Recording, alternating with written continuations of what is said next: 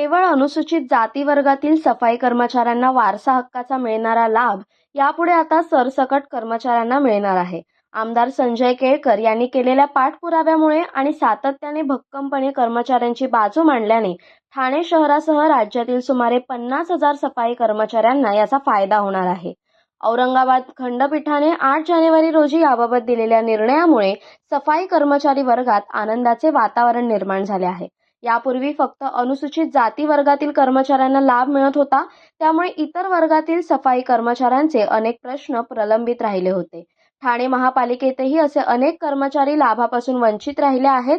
जो सफाईचे काम करतो तो सफाई कर्मचारी अशी ठाम भूमिका मांडत आमदार संजय केळकर यांनी तब्बल 6 विधिमंडळ अधिवेशनातील कर्मचाऱ्यांची बाजू भक्कमपणे मांडली.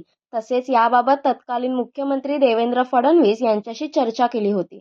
या निर्णयामुळे ठाणे महापालिकेतील वंचित सफाई कामगारांना न्याय मिळाला असून त्यांनी आमदार संजय केळकर यांची भेट घेऊन त्यांचे आभार मानले.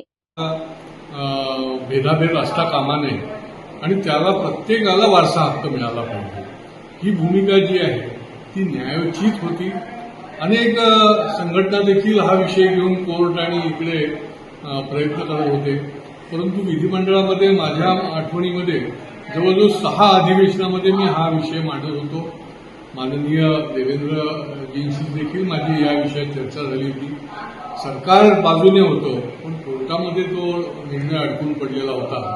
पण काल 8 जानेवारी रोजी हा निर्णय झाला आणि त्याची कॉपी देखील काल आज सकाळी अपलोड झाली. आणि अत्यंत सफाई कामगार हा आपला आरोग्यदूत आहे. या आरोग्य दूताला फार मोठा त्याच्या कुटुंबाला दिलासा देणारा हा निर्णय आहे असं मी म्हणेन.